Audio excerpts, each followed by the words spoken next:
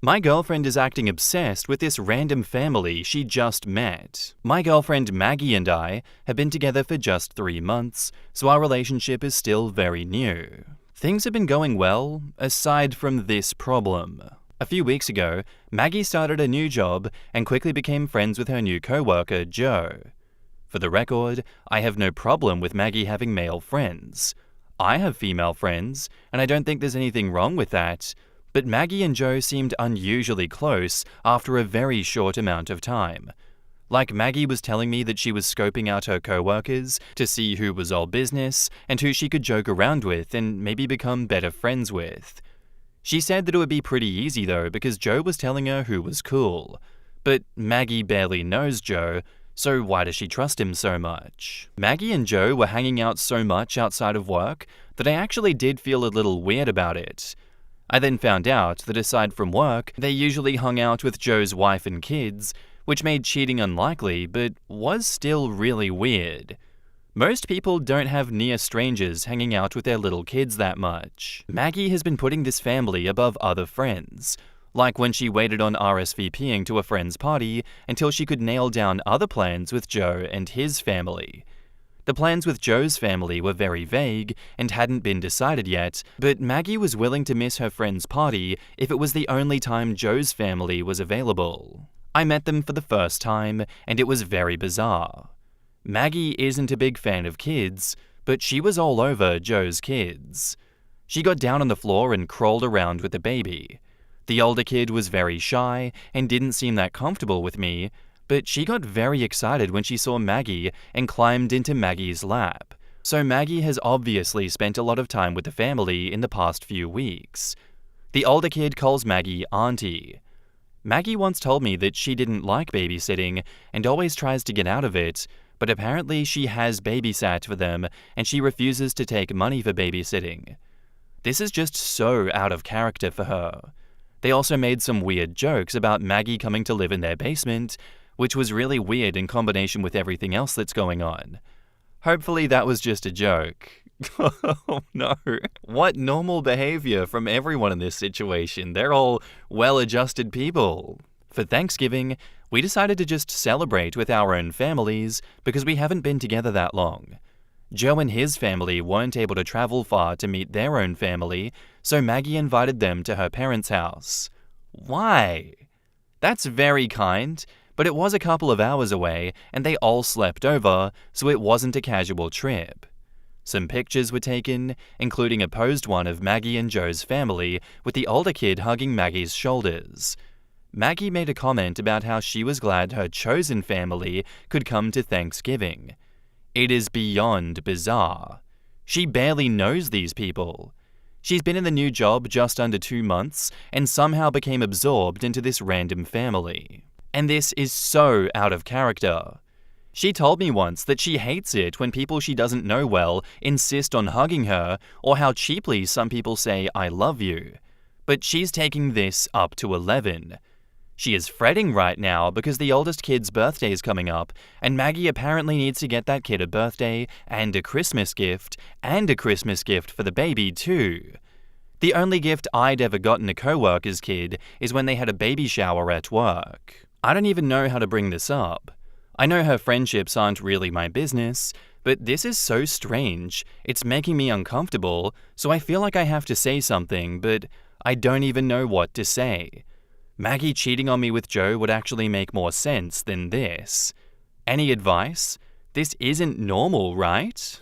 In the comments, Running Further says, "Honestly, this is probably her character and not out of character, like you say. You even said that you guys have been dating for 3 months. 3 months is the first milestone to make a decision about moving the relationship forward or not. So you have a responsibility here to objectively assess your relationship. One thought that crossed my mind would be Joe's family would love for her to live in their basement as a childcare provider, so they may be taking advantage of her for their benefit. Your girlfriend may be trying to show off in front of you to show that she is lovable and respected by people. Many possibilities. I would advise you to cool down the relationship. Give her space to make decisions about her life and relationship. If she actively chooses to spend more and more time with Joe's family, You have your answer. 3 months is time to decide the future of a relationship, like I said previously. Good luck. Remind yourself what you deserve in a girlfriend, which is better than this. OP replies, I just don't know. She has said pretty clearly that she doesn't want kids, doesn't like them that much, and resents that, as a young woman, people just assume that she likes kids and would like to babysit. Maybe she was lying and really does like kids, but I don't know why anyone would lie about that. Even if she liked babysitting, I don't have any reason to care about that. I don't think Maggie would ever consider being their permanent childcare provider. She's a professional with a full-time job that she really likes and went to school for years to be able to do. Not a nanny or someone looking for work. I'm just so confused. She won't even take money from them, so she can't make a living that way. Running Further replies, what are your ages? Usually 20s are for questioning beliefs. I also said I didn't want kids, blah blah blah, but I do and love kids. So it wasn't a lie. I was just seeing what felt right for me. If your relationship was serious, 3 months is the perfect time to meet each other's families. But you think it's too soon. However, you also feel like you know her plenty well. Could you have a sit-down conversation with her? OP says, we are almost 30, so not extremely young anymore. I could understand if this was a more gradual change with her feelings on kids, but she went from refusing to ever babysit and not liking kids at all, to a week later saying that she loves these kids and will babysit for free and even suggesting it herself. And I think it's just these kids. She made a comment that might have been a joke, but I'm not sure. That Joe shouldn't tell anyone at work about the babysitting because other people would want Maggie to babysit for their kids and she didn't want to. I would understand more if there was a gradual change, like if she agreed to babysit once in an emergency and realized that babysitting could be fun and was open to doing it again, but it seems like she's always volunteered and refused to take money for something that a few weeks ago she said she hated and would never do. This whole thing would be much less weird if it took place over a longer period of time and could allow for a change of heart. But she met these people a few weeks ago and is suddenly changing her behavior. Our relationship is new, and I've even known her longer than she's known Joe. To each their own, but I wouldn't meet a girlfriend's family after 3 months, especially during a major holiday with extended family. Maggie agreed with that too. It's just off to me that she put so much importance on Joe's family coming. This is just another one of those situations where I'm like, this is so far beyond the realm of normal that I can't help but be like, there's something going on here. Someone's cheating or someone has lost their goddamn mind. No one does this. If this was normal, you'd hear stories like this more often, but no, I never hear of anything like this. What the hell is going on with Maggie? It really feels like an affair or something is going on because what else explains this behavior?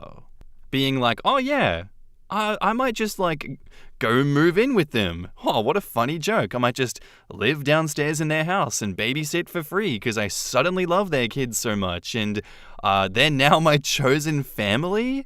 Make it make sense. Someone make it make sense. I would be losing my mind if I was OP. And now, onto the update. As a quick summary, I thought something weird was going on with my girlfriend Maggie, who quickly became extremely close to her new co-worker Joe and his wife Kate. After just a couple of weeks, she was trusting Joe with everything work-related, babysitting their children for free and buying them gifts, having the kids call her auntie, putting this family above her other friends, inviting the family to Maggie's family's Thanksgiving, and referring to them as her chosen family. I thought that either this whole thing was some kind of cover for an affair or Maggie had attachment issues. I figured out what was going on, and I feel like a huge idiot. I went to see Maggie and asked for an explanation and figured if I didn't like what I heard, I would break up with her. Because either she was cheating or had an emotional issue that I couldn't handle. I had the opportunity when I saw the gifts Maggie had gotten for Joe and Kate's kids. It seemed so strange for someone who doesn't really like kids that much to go so overboard for kids she just met. I asked Maggie why she gave the kids such special treatment, even though she doesn't really like kids that much. Maggie explained that she felt differently about these kids because she had been around to watch them grow and was close to Joe and Kate, so the kids are more like family to her, which means she treats them differently than other kids, and they're the exception to the rule. Maggie said she'd probably turn it down eventually, but since they were so young, she wanted to get them something really nice for Christmas. I wasn't really sure what to say next, because it seemed so irrational, but then Maggie said she used to exchange Christmas gifts with Joe and Kate too, but that they had all decided that it was too much trouble and unnecessary, so these days she usually just bakes them something or gets them a nice bottle of wine. I realized I was missing something important. If Maggie had other Christmases with Joe's family, she couldn't have just met them like I thought. I had thought that Maggie might have emotional issues that made her attach herself to people she barely knew, but I didn't think Maggie was actually crazy enough to imagine that she knew them before. I didn't want to ask, so I acted normally until I left. When I got home, I went through Maggie's Facebook. She wasn't lying, and she's not crazy. I found a ton of photos with Joe and Kate going back a decade. From what I can figure out, they all went to college together, Joe and Maggie were big brother and little sister in a co-ed frat/sorority, and Maggie and Kate were roommates. I also found pictures of Maggie as a bridesmaid in Joe and Kate's wedding, and pictures of Maggie holding their newborn children, so they're obviously close friends who have known each other for a long time. All of Maggie's behavior makes perfect sense now that I know all of this. I think this whole thing is my fault. I have ADHD, and I don't handle it well. I've had issues when people are talking to me for a while, where I start zoning them out. I've been called out for this before. I think it's pretty likely that Maggie did tell me about Joe and Kate, and I just wasn't listening. Maggie hasn't actually done anything wrong or creepy, so I think it's more likely that I wasn't listening when Maggie explained instead of this being a trick. This was a pretty big wake-up call for me. I've been ignoring my problems because I didn't want to face facts that it was serious, but I know I need to do something before I make any more mistakes. I'm going to start off by looking for a therapist. In the comments, wow, this is a Sixth Sense kind of level of twist. If this story is true, it's more than ADHD. I get being distracted and not listening properly, but this is something else. OP says, I really think it is just ADHD. I've made big mistakes before because I tuned out at the wrong moment. Maggie probably didn't realize, but other people can tell and will call me out and tell me what I missed. She probably explained who Joe and Kate were the first time she mentioned them, when I wasn't listening, of course, and every other time she mentioned them made sense to her, but not to me, because I was only paying attention when she talked about Joe as the co-worker. So I kept thinking of Joe as just the co-worker. Rick and Morphine says, I mean, did you ask her why she spent so much time at their place, especially a co-worker? Why is she acting like they are best friends? If they are friends for a decade, how long have you two been together, and why have you never heard of them? OP says, I was going to ask that, but I didn't know how to bring it up because it was so weird. I've only been with Maggie for 3 months. I don't know her whole life. We only started meeting some of each other's friends a few weeks ago, and there's still a bunch I haven't met yet. The first time I remember hearing about Joe was when she talked about her new job from a couple of weeks ago, so I thought Joe was just a co-worker because I had never heard of him before.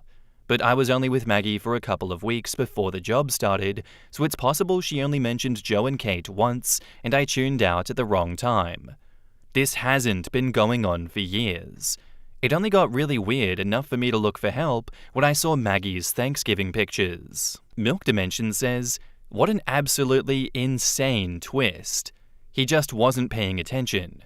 Or asking a single clarifying question, apparently. He has so little regard for her that it hurts.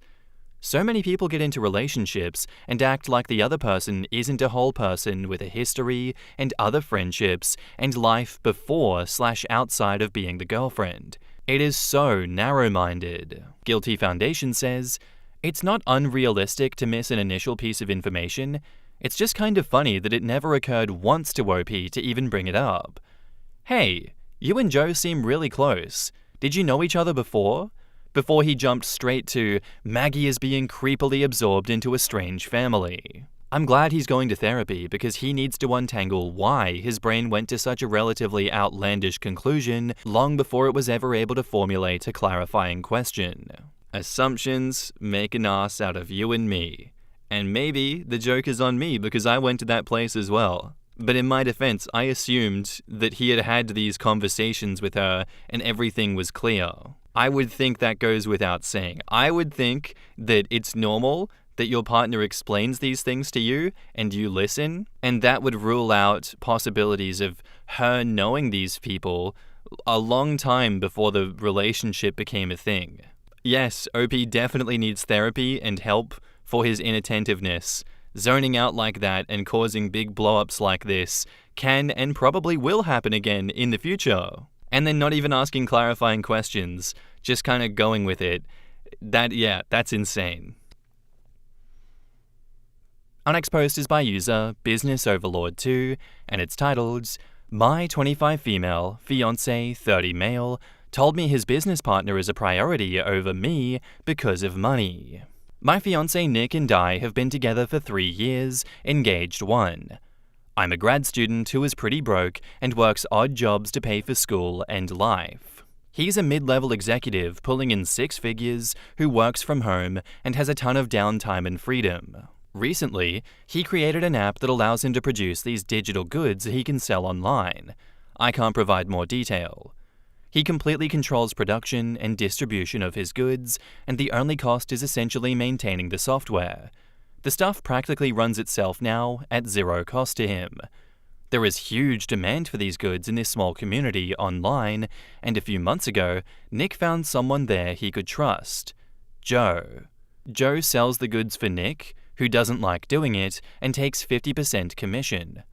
The money is good enough that you could leave your day job doing it, although both haven't. Ever since he built the app, Nick's been trying to get me to sell these goods for him as well. He likes when I work from home so I can share his lifestyle with him, plus the money is better than a regular job.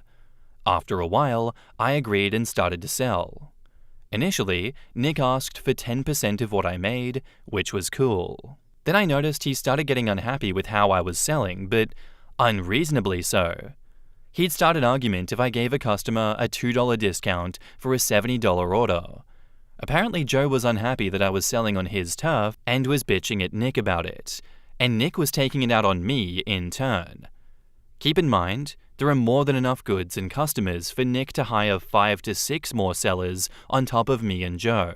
The arguments continue. Selling is becoming unbearable for me, and Joe's complaints are just unreasonable. But Nick keeps saying that I'm the one who has to accommodate Joe and fix things. Finally, I tell Nick that I feel like he prioritizes Joe over me, and he replied, Well, yes. I get 50% of what he makes, so he's a more important seller than you are. I have to prioritize him. That hurt my feelings, and of course I wanted the argument to end, so I offered to give 50% of everything I sold to Nick as well, so that I could be treated equally as a salesperson. And he agreed. Of course, Joe still wasn't happy. His complaints continued that I was stealing his customers and undercutting him. I wasn't.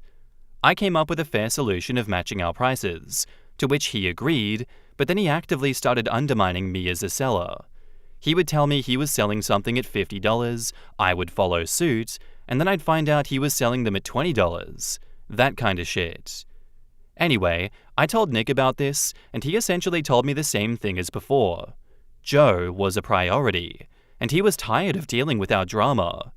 He also said that Joe was an established member of the community, he had a large footprint as a seller who's been doing it years before me, and he was irreplaceable. Joe finally came clean and told Nick that he was unhappy that I was selling at all. He doesn't want to take money out of his mouth and put it into hers, and therefore he doesn't want to have any sort of a sales system with me, even though it was his complaints that led to that.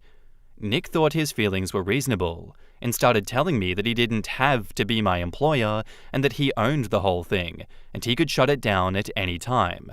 He said he wanted both Joe and me to be happy, and that I should work with him on finding a solution, ignoring that Joe said he wants me out and was obviously going to sabotage any solution again. I was so disgusted and tired of the whole thing that I quit selling yesterday. Joe is happy, Nick is happy that he doesn't have to deal with the drama anymore, but I'm resentful towards Nick. I don't know if I'm in the wrong, but it's making me rethink our wedding. Edit: I'm mostly unhappy because Nick treated me poorly. He always took Joe's side and made Joe's problems my problems. He straight up told me that I wasn't as important because I wasn't giving him as much money. And even when I gave him 50%, I still wasn't. In the comments, someone asks, is Joe okay with other people being hired that aren't you? If Joe is not okay with hiring more people, he could be hurting the business. And if this is just about you, then he's an ass. Either way, this sounds bad. I would quit working for your boyfriend anyway in case this all goes sour. OP says, I did quit working for my fiancé. Joe is unhappy with anyone else selling, and this does hurt my fiancé's bottom line. But obviously keeping Joe happy was more important than his bottom line. Mostly I'm upset because I'm his fiancé. I was paying out the same amount as Joe, and Nick still treated me poorly. Someone else says, you have a much bigger problem than you realize. Your fiancé is treating you like an employee, not a fiancé. I'm sorry for your pain. Nick/your fiancé was a jerk, and you have a right to be pissed. OP replies, shit, even if I wasn't his fiancé and was just an employee, I'd be pissed. No employee would put up with being treated like that, especially if they're paying out the same money. Someone else says, quote, anyway, I told Nick about this, and he essentially told me the same thing as before. Joe was a priority, and he was tired of dealing with our drama. Ah, poor ignorant little Nick. What he calls drama that he is tired of dealing with is actually his job duties that he's obligated to perform as founder, owner/manager of the company. I sarcastically and condescendingly say, poor ignorant little Nick, because I'm pretty irritated upon reading your posts. The dude is super wealthy from his inventions and job, owns his own app, hires 2 salespeople, and doesn't even realize that he has to manage the salespeople. He hired Joe, and then later he hired you and gave you part of Joe's territory. Maybe his business decision is that it's okay to split up territories, in which case he needs to tell Joe to shut the fuck up and get over it. The company is growing, and sales reps will have to get along with other sales reps. Or maybe he wants to give each sales rep their own exclusive territory, in which case he needs to spell that out clearly to both of you so that you don't overlap with each other. Either way, it's his decision to make and execute, and he is way out of line and an ignorant fool who obviously has never ran a business before for trying to push it off on you two to figure out for yourselves and then calling it drama. Drama! It's business, dude. Business. Tell him to grow up and run his business like an adult. OP says, thank you. I'm really irritated and resentful as well. Nick refused to tell Joe to cut the crap and basically told me that I'd have to be the one to come up with a compromise, and then when Joe sabotaged the compromise, Nick still sided with him. I'm so mad right now. Nick's being all cute and affectionate because he knows I'm mad, but I can't let go of the resentment. I just don't know if that's enough to call off a wedding, but I really want to. My question in all of this is, if he's marrying you, why is he putting someone else above you? Aren't part of the wedding vows that you put your partner above all else? Is he just like preemptively breaking those vows and stabbing you in the back for no good reason, besides him just liking someone else more than his own fiancé? Call it reductive all you want, but that's the situation that I'm seeing in front of my eyes. If I was being treated the same way, and then he's downplaying the seriousness of it and acting all cutesy after he just screwed me over entirely, I wouldn't let him get away with being all cutesy. I'd make him face this seriously and give me the truth. You need to have that chat with him. I wouldn't go forward with the wedding without this being ironed out completely and having a serious discussion about what the hell he's doing. And now, onto the update. Keeping all of your advice in mind, I sat down with Nick last night to have a talk about the venture and Joe. At first he was defensive. He accused me of entering the business and demanding to change the system that Joe and I created. He said I'd been acting like an entitled girlfriend for asking him and Joe to cater to my whims. I was so baffled by this version of events that I made him discuss each event chronologically. He tried to put the blame on me, but I wasn't having any of it. Eventually, he admitted that everything was fine with me until Joe started asking for changes. That is the only time I started coming up with proposed changes to the system, because neither he nor Joe were coming up with any, but they kept telling me something needed to change. Then he finally explained why he'd been acting the way he has. So it turns out that Nick doesn't view Joe as an employee the way I was, but viewed him as an equal business partner who was there with him from the beginning and has equal say in the business. That was why he was irreplaceable. He apparently told Joe that I would only be selling temporarily, which is not what he told me. Naturally, Joe started getting miffed when it turned out I was there to stay, especially when I started selling a blizzard of goods, in Nick's words. He hadn't expected me to be so good at selling. Nick apologized, said he handled the whole affair very poorly, and said that I wasn't to blame after all. I accepted his apology, but I told him that none of it had been a reason to treat me badly, and that it showed that I was still not a priority. I told him that I haven't been a priority since the beginning of our relationship, and that marriage was not on the table anymore, because I really need to be a team with my husband. He went quiet, and then started talking about how he feels like he has to cater to me all the time, keep me entertained, and that my life revolves around him. I was really surprised by this because I lead a normal life, school, work, etc., and detected a hint of contempt because I'm not entirely consumed by work like he is. After a bit of prodding, it turns out that Nick is one of those people who prefers living by themselves, having 30-hour coding marathons alone, and then passing out for 15 hours. Any kind of relationship where you see each other more than 3 times a week is too much work for him, essentially. That isn't conducive to any relationship that I want to have, and that hint of contempt really sealed the deal for me. He thinks I'm too high maintenance, in attention and effort, and I think he's not meeting my minimum requirement for being a boyfriend, let alone a fiancé. We expressed these things to one another. I did mention the horseshit distribution of labor, too. At the end of the discussion, I told him the wedding was on indefinite hold and that we would be living separately from now on. He seemed bummed out, but accepted it. I think he really feels that our relationship can work that way. He seemed pretty damn chipper this morning. I know I need to leave him immediately. The problem is that we have a 2-month-long international trip coming up that I cannot cancel, so I want to make that as painless as possible. That trip has been 10 years in the making and entails family members I haven't seen in a long time. After that, I'll move out and let him know that it's over. Edit on why the trip is necessary. This is actually a very involved trip into a couple of continents. We have a shared apartment in Europe that we were planning on emptying and ending the lease on. We are both needed for that. The second leg of the trip is to my native country, and he is not needed for that. However, he's already paid thousands of dollars in non-refundable airfare for it, and has been excited for months about it, so I'm not about to yank that out from under him.